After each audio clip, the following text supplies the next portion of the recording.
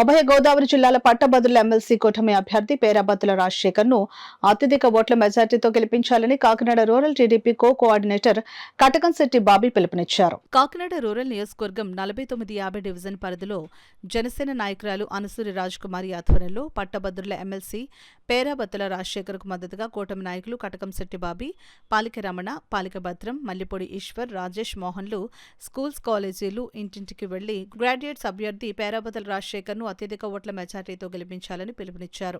ఈ కార్యక్రమంలో కూటమి నాయకులు విజయలక్ష్మి, విజయ, మణి తదితరులు పాల్గొన్నారు.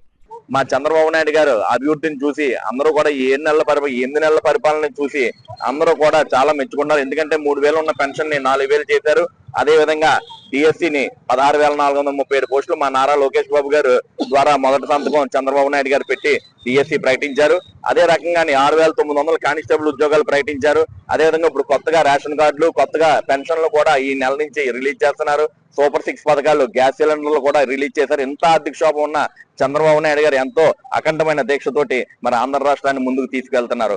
ఇదే అభివృద్ధి చూస్తున్నారు ప్రజలు. ఈ రోజు ప్రజలందరూ కూడా ఇవాళ విద్యావంతులు, యువత అందరూ కూడా మరొక హైటెక్ సిటీ కింద అమరావతి అవుతుందని చెప్పి 3 సంవత్సరాలు అవుతుందని చెప్పి అమరావతి పోయిన రాజధానిని మళ్ళీ పునరుద్ధరిస్తున్నందుకు చంద్రబాబు నాయుడు గారిని అందరూ ప్రజలందరూ మెచ్చుకుని ఆయన పరిపాలన, అద్భుత పరిపాలనని అందరూ మెచ్చుకుంటున్నారు. కూటమి ప్రభుత్వం కూడా అద్భుతం కలిసి పవన్ కళ్యాణ్ గారు, చంద్రబాబు నాయుడు గారు 2 కళ్ళుగా మరి ఆంధ్ర రాష్ట్రాన్ని అభివృద్ధి వైపు మలుచుతున్నారు. ఇదంతా గ్రహించి ప్రజలందరూ కూడా ఈ రోజు మరి పేరాబత్తుల రాజశేఖర్ గారికి గ్రాడ్యుయేట్ ఎమ్మెల్సీ ఎన్నికకి తెలుగుదేశం పార్టీ జాతీయ పార్టీ కాబట్టి ఆయనకు మొదటి క్రమ సంఖ్య కూడా 1 వచ్చింది.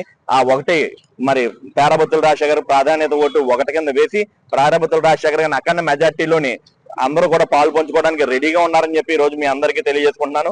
ఇక్కడికి విచ్చేసినటువంటి మరి పాత్రికేయ మిత్రులకు, అదే విధంగా మాకు సహకరిస్తున్నటువంటి జన సైనికులకు, వీర మహిళలకు, అదే విధంగా కూటమి సభ్యులు, బీజేపీ సభ్యులకు అందరికీ కూడా ప్రత్యేక ధన్యవాదాలు తెలియజేసుకుంటున్నాను.